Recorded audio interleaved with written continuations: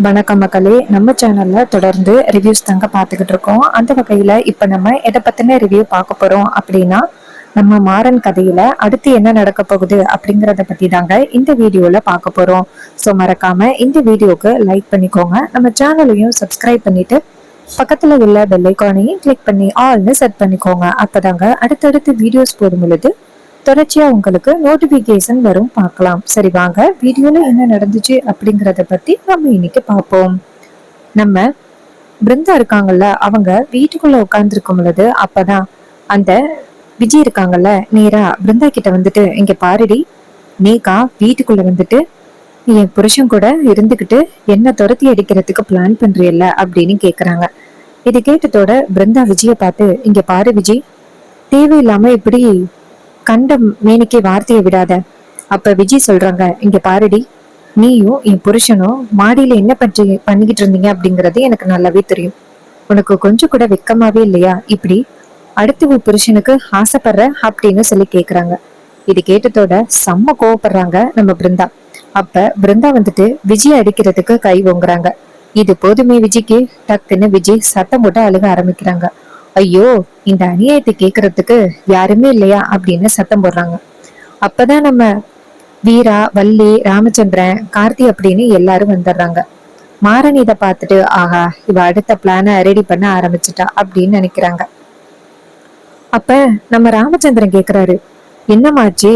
அப்ப விஜய் ஓடி போய் ராமச்சந்திரனோட காலில் விழுந்து, மாமா பாத்தீங்களா மாமா, இந்த பிருந்தாவுக்கு இந்த அளவுக்கு அதிகாரம் வரும்னு நான் எதிர்பார்க்கல. இந்த அதிகாரம் எல்லாமே இவரு தான் கொடுத்திருக்காரு. இந்த பிருந்தா என்னை அடிக்க வரா, வீட்டை விட்டு நான் போகணுமா என்ன மிரட்டுறா, இல்லைன்னா என்ன கொன்னுடுவேன்னு சொல்லி மிரட்டுறா. இது கேட்டதோட செம ஷாக் ஆகுறாங்க ராமச்சந்திரன். அப்ப பிருந்தா அங்க உள்ளவங்களை பார்த்து, இங்க பாருங்க, நான் அப்படி எதுவுமே சொல்லவே இல்லை. இவ தேவையில்லாம என் மேல பழி போடுறா, நான் அப்படி சொல்லவே இல்லை. அப்ப விஜய் சொல்றாங்க, இங்க பாருடி, உனக்கு எப்படிதான் இப்படி எல்லாம் பொய் சொல்லணும்னு தோணுதோ. இங்க பாருங்க, இவ என்னை அடிக்கிறதுக்கு கூட கை ஓங்குனா, இல்லைன்னு சொல்ல சொல்லுங்க. அப்ப பள்ளி நேரா பிருந்தாவை பார்த்து, பிருந்தா, விஜய் சொல்றது உண்மையா? விஜய் அடிக்கிறதுக்கு கை ஓங்குனியா? அப்ப பிருந்தா சொல்றாங்க, ஆமா அப்படின்னு. இது கேட்டதோட செம்ம ஷாக் ஆகுறாங்க நம்ம வள்ளி, அப்புறம் வீரா, எல்லாருமே அதிர்ச்சி ஆகுறாங்க. விஜய் கேக்குறாங்க, பாத்தீங்களா, என்னை அடிக்க கை ஓங்குனது உண்மை, என்னை அடிச்சு வீட்டை விட்டு துரத்துறேன்னு சொல்றா. அப்ப பிருந்தா சொல்றாங்க, இங்க பாருங்க, இவ தகாத வார்த்தையில பேசினா, அதனாலதான் நான் அடிக்கிறதுக்கு கை ஓங்குனேன். அப்ப வள்ளி கேக்குறாங்க, விஜய் அப்படி நீ என்ன பேசுன? அப்ப விஜய் சொல்றாங்க, சித்தி, நான் அப்படி ஒண்ணுமே பேசவே இல்லை சித்தி. இவளோ என் புருஷனும் மாடியில இருந்தாங்கல்ல, எதுக்காக பிருந்தா இப்படி பண்ற, இந்த வீட்டை விட்டு போயிரு அப்படின்னு தான் சொன்னேன். ஆனா அது கேட்காம இவ என்ன அடிக்கிறதுக்கு கை ஓங்கிட்டா. இது கேட்டதோட பிருந்தா சொல்றாங்க, இங்க பாருங்க, அப்படியெல்லாம் இவ எதுவுமே கேட்கவே இல்லை. என் கேரக்டரை பத்தி ரொம்ப மோசமா பேசினா, அதனாலதான் நான் கோபத்துல அடிக்கிறதுக்கு கை வாங்கினேன். இது கேட்டதோட வீரா டென்ஷன் ஆகி நேரா பிருந்தா பார்த்து, பிருந்தா, என்னதான் இருந்தாலும் அடிக்கிறதுக்கு நீ கை வாங்கினது ரொம்ப தப்பு. அப்ப பிருந்தா சொல்றாங்க, என்னக்கா, நீயே என்னை நம்ப மாட்டியா? அப்ப வீரா சொல்றாங்க, இங்க பாரு பிருந்தா, இப்ப சூழ்நிலை நமக்கு சாதகமா இல்ல. நம்ம என்ன பேசினாலுமே நம்ம மேலதான் வந்து பழி வரும்.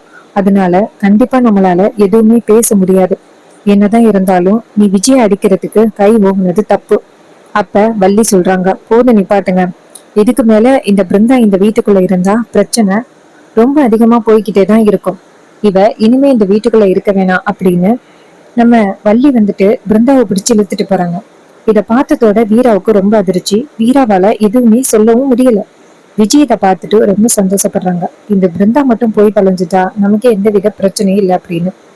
பிருந்தா வந்துட்டு வீட்டு வாசல்ல போய் நிக்கிறாங்க. வள்ளி நேரா பிருந்தாவை பார்த்து, இங்க பாரு, இதுக்கு மேல இந்த இடத்த விட்டு நீ போயிரு, இங்க இருக்காத, உன்னால அவ்வளவு பிரச்சனை. அப்ப கண்மணி நேரா பிருந்தாவை பார்த்தேன், இங்க பாரு பிருந்தா, இவங்க எந்த அளவுக்கு வந்துட்டாங்க, அப்படியுமா நீ இந்த வீட்டுல இருக்கணும்? நீ இந்த வீட்டுல இருக்கிறது எனக்கு சுத்தமா பிடிக்கவே இல்லை. வா, நான் உன்னை கொண்டு போய் வீட்டுல விட்டுட்டு வரேன். அப்ப பிருந்தா சொல்றாங்க, இல்லக்கா, நான் இந்த வீட்டை விட்டு போக மாட்டேன். அதே நேரம் கார்த்திக் கெஞ்சுறாரு, அத்தை என்னத்த பண்ற? அப்ப வள்ளி சொல்றாங்க, டேய், இந்த பிருந்தாவால வர வர ஆபத்து ரொம்ப பெருசாயிட்டே போகுது. இதுக்கு மேல இவன் இந்த வீட்டுல இருக்க வேணாம். இது கேட்டதோட கார்த்தி சொல்றாரு, இங்க பாருத்த, பிருந்தா வீட்டுல இல்லைன்னா நானே இருக்க மாட்டேன். அப்ப வள்ளி வந்துட்டு கார்த்தியை பிடிச்சு இழுத்துட்டு போறாங்க வீட்டுக்குள்ள. பிருந்தா வாசல்ல நின்னுகிட்டு இருக்காங்க. இதையெல்லாம் பார்த்துட்டு வீராவுக்கு என்ன பண்றதுன்னே தெரியல. வீரா நேரா பிருந்தா கிட்ட வந்துட்டு, பிருந்தா, என்ன பிருந்தா இப்படிதான் அடிக்கிறதுக்கு கை வாங்குறியா? ஏற்கனவே நம்ம மேல நிறைய மிஸ்டேக் இருக்கு, இதுல நீ இந்த காரியம் வேற பண்ணிருக்க. அப்ப பிருந்தா சொல்றாங்க, அக்கா, அதுக்காக நம்ம குடும்பத்தை பத்தியும் என்ன பத்தியும் ரொம்ப மட்டமா பேசுறா. எல்லாத்தையுமே காதுல வாங்க முடியுமா? நீங்களே சொல்லுங்க. இது கேட்டதோட வீரா சொல்றாங்க, சரி வா, நான் உன்னை வீட்டுல கொண்டு போய் விட்டுட்டு வரேன். பிருந்தா சொல்றாங்க, இல்லக்கா, அவ இப்படி பழி போடுறா அப்படிங்கறதுக்காக இப்படி பொய்யான ஒரு குற்றச்சாட்டுல நான் இந்த வீட்டை விட்டு போக முடியாதுக்கா. அவ அப்படி இன்னும் என்னெல்லாம் சொல்றா அப்படிங்கிறத நானும் பாக்குறேன். அப்ப பிருந்தா கேக்குறாங்க, என்னடி, அவ இன்னும் நம்மள குடும்பத்தையும் நம்மளையும் ரொம்ப மோசமா பேசுவா, எல்லாத்தையுமே கேட்டுக்கிட்டு இருக்கணும் அப்படின்னு தலையெழுத்தா? இங்க பாரு, நீ கிளம்பி போ. இது கேட்டதோட பிருந்தா சொல்றாங்க, என்னால முடியாதுக்கா, இது என்னோட லைஃப், இதுல நீ தலையிடக்கூடாது. இது கேட்டதோட பிருந்தாரும் பிருந்தா சொன்னதை கேட்டுட்டு வீரா அதிர்ச்சி ஆகுறாங்க. என்னடா இது, பிருந்தா இப்படி பேசுறாளே அப்படின்னு. வீராவுக்கு கொஞ்சம் வேதனையா இருக்கு. டக்குன்னு ஆட்டோ எடுத்துட்டு கிளம்புறாங்க. நேரா ஆட்டோ எடுத்துட்டு போகும் பொழுது ஒரு இடத்துல ஆட்டோ நிக்குது. ஆட்டோ நின்னதோட வீராவுக்கு ஒரே குழப்பமா இருக்கு. நம்ம என்ன பண்றது அண்ணா, எனக்கு என்ன பண்றதுன்னே தெரியலண்ணா, எனக்கு ஒரு யோசனையை கொடுண்ணா அப்படின்ட்டு வீரா வேதனையா இருக்கும் பொழுதுதான் வீராவுக்கு டக்குன்னு ஒரு கனவு வருது. அவங்க அண்ணன் வந்துட்டு வீராவை பார்த்து, இங்க பாரு வீரா, இதெல்லாம் ரொம்ப பெரிய பிரச்சனையே இல்ல, உன் தங்கச்சிக்கே நீதான் வந்துட்டு துணையா இருக்கணும். என்னைக்குமே உன் தங்கச்சி இந்த மாதிரி தப்பான முடிவு பண்ண மாட்டான். பிருந்தா மேல எந்த தப்புமே இல்ல, பிரச்சனையை நீ கிட்ட வச்சுக்கிட்டு பாக்குறதுனாலதான் ரொம்ப பெருசா இருக்கு. கொஞ்சம் தூரமா வச்சு பாரு, யாரு மிஸ்டேக் பண்ணிருக்கா அப்படிங்கறது உனக்கே தெரிய வரும், சரியா அப்படின்ட்டு நம்ம பாண்டியன் சொல்றாரு. டக்குன்னு வீரா கண் முழிக்கிறாங்க. பார்த்தா வீரா இவ்வளவு நேரம் கனவு கண்டிருக்காங்க. உடனே வீரா என்ன பண்றாங்கன்னா, அண்ணா, நீ எனக்கு என்னன்னா சொல்ல வர அப்படின்ட்டு வீரா யோசிக்கிறாங்க. அப்ப வீரா இங்க இருந்து வீட்டுக்கு வராங்க. பார்த்தா பிருந்தா வீட்டு வாசல்ல நின்னுகிட்டு இருக்காங்க. அப்ப வீரா இங்க இருந்து பிருந்தா கிட்ட போயிட்டு, வா பிருந்தா, வீட்டுக்குள்ள போகலாம் அப்படின்னு சொல்றாங்க. அப்ப பிருந்தா சொல்றாங்க, அங்க வள்ளி அம்மா பேசுவாங்களே, அதுக்கு வீரா சொல்றாங்க, அவங்க என்ன பேசுறாங்க அப்படிங்கறத நானும் பாத்துறேன் வா அப்படின்ட்டு கூட்டிட்டு போறாங்க. இன்னொரு பக்கம் அந்த விஜய் வந்துட்டு வீரா பிருந்தாவை கூட்டிட்டு வரதை பார்த்துட்டு, இந்த பிருந்தா எப்படி வீட்டுக்குள்ள வரலாம், வீராவுக்கு எவ்வளவு தைரியம், சித்தி சொன்ன பிறகு வீட்டுக்குள்ள கூட்டிட்டு வரா, ஆகா, வீட்டுக்குள்ள சிறப்பான சம்பவம் ஒண்ணு இருக்கு அப்படின்ட்டு அந்த விஜய் என்ன பண்றான்னா நேரா வள்ளியை கூப்பிடுறாங்க. சித்தி, இங்க வாங்க சீக்கிரம், உங்களோட முடிவை எதிர்த்து வீராக்கா என்ன பண்றாங்கன்னு பாருங்க. இந்த வீட்டுல கொஞ்சம் கொஞ்சமா உங்களுக்கு எந்த உரிமையுமே இல்லாம போகுது. அப்ப வள்ளி கேக்குறாங்க, இப்ப என்ன ஆச்சு விஜய் அப்படின்ட்டு இங்க இருந்து வந்து பாக்குறாங்க. பார்த்தா வீரா பிருந்தாவை கூட்டிக்கிட்டு வீட்டுக்குள்ள வந்துகிட்டு இருக்காங்க. இத பார்த்ததோட வள்ளிக்கு செம்ம கோவம். ஏய் நில்லு. அப்ப வீரா நிக்கிறாங்க. அப்ப வள்ளி கேக்குறாங்க, இங்க பாரு வீரா, பிருந்தா வீட்டுக்குள்ள இருக்கிற வரைக்கும் நமக்கு பிரச்சனை தான். இவ வீட்டுக்குள்ள வர வேணாம், அவங்க அம்மா வீட்டுல கொண்டு போய் விட்டுட்டு வா. பிரச்சனையெல்லாம் முடிஞ்ச பிறகு அவளுக்கு ஒரு நல்ல லைஃப ஏற்படுத்தி கொடுப்போம்.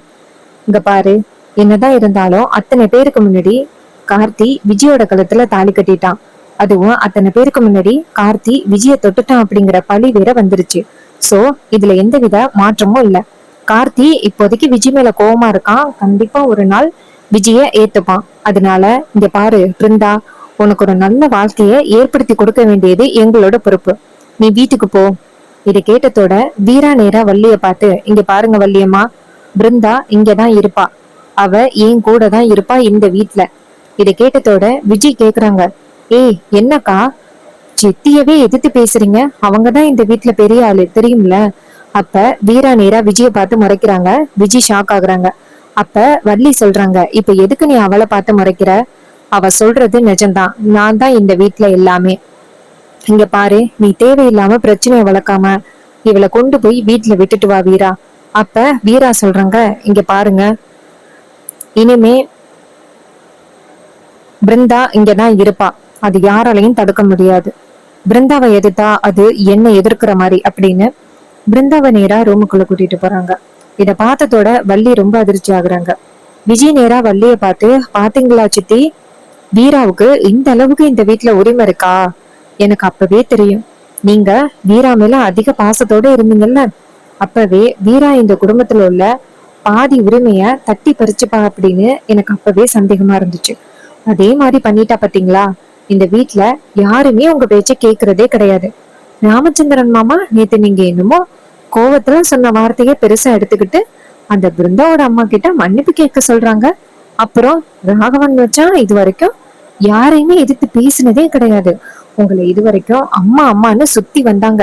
இப்ப உங்களையே எதிர்த்து பேசுற அளவுக்கு அவங்கள வந்து திருப்பி விட்டுட்டாங்க.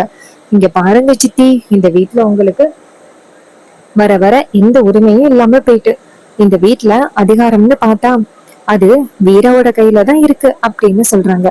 இதை கேட்டதோட வள்ளி சொல்றாங்க, இருக்கட்டும் விஜி, இன்னும் எத்தனை நாளைக்கு இந்த வீரா இப்படி பண்றா அப்படிங்கறத நானும் பாக்குறேன். ஆனா விஜி, நீ எதுக்கும் கவலைப்படாத. கார்த்தி உன்னோட புருஷன். இந்த பிருந்தாவை வீட்டு விட்டு அனுப்ப வேண்டியது என் கடமை, என் பொறுப்பு. நான் பாத்துக்கிறேன். இதை கேட்டதோட விஜயும் சரிங்க சித்தி அப்படின்னு சொல்லிட்டு போறாங்க. அப்ப விஜய் நினைக்கிறாங்க, ஏ வள்ளி, நான் ரொம்ப நல்லவ அப்படின்னு நினைச்சுக்கிட்டு இருக்கியல்ல, நான் எப்படிப்பட்ட கேடி அப்படிங்கறத இன்னும் கொஞ்ச நாள்ல உனக்கே தெரிய வரும். அப்ப ரொம்ப கவலைப்பட போற. ஆனா நீ கவலைப்பட்டு என்ன பண்றது? உன் குடும்பம் சுக்குநூறா உடைஞ்சு 4 பக்கத்தும் செதறி கிடக்கும். அத பார்த்து நீ வேதனைப்பட்டுக்கிட்டு உட்காந்துருக்க போற அப்படின்ட்டு நம்ம விஜய் நினைச்சுக்கிட்டு இருக்காங்க.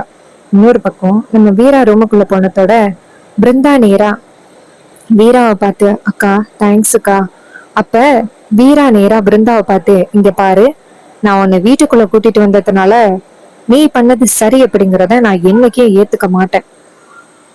நீ பண்ணது ரொம்ப ரொம்ப பெரிய தப்பு. அது என்னைக்குமே யாராலையும் மன்னிக்க முடியாது. அதோட ஞாபகம் வச்சுக்கோ. கார்த்தி வந்துட்டு ரொம்ப நல்லவன். விஜய் கிட்ட அந்த மாதிரி நடந்துக்க மாட்டாரு அப்படின்னு நினைக்காத. என்ன நடந்துச்சு அப்படிங்கறது யாருக்கும் தெரியாது. இது கேட்டதோட பிருந்தா சொல்றாங்க, அக்கா, உனக்கு வேணும்னா கார்த்தி மேல நம்பிக்கை இல்லாம இருக்கலாம். ஆனா நான் கார்த்திய காதலிச்சிருக்கேன். அவரு என்கிட்ட எந்த அளவுக்கு பிஹேவ் பண்ணாரு அப்படிங்கறது எனக்கு தெரியும். நான் அவரை காதலிக்கிறேன்னு தெரிஞ்சும் என்கிட்ட எந்த விதத்திலயுமே தப்பா பேசவோ தப்பா நடந்துக்கவோ முயற்சி பண்ணதே கிடையாது. அப்படிப்பட்ட ஒருத்தர் தெரியாத ஒரு பொண்ணு கிட்ட தவறா நடந்துக்கிட்டாங்க அப்படின்னு சொன்னா இதெல்லாம் நம்புற மாதிரியா இருக்கு? அக்கா, நான் சொல்றேன், கண்டிப்பா அந்த விஜய் ஏதோ ஒரு நோக்கத்துலதான் இப்படி எல்லாம் பண்ணிக்கிட்டு இருக்கா. அதோட அவ இன்னசென்ட் மாதிரி நடிக்கிறது எல்லாமே பொய்.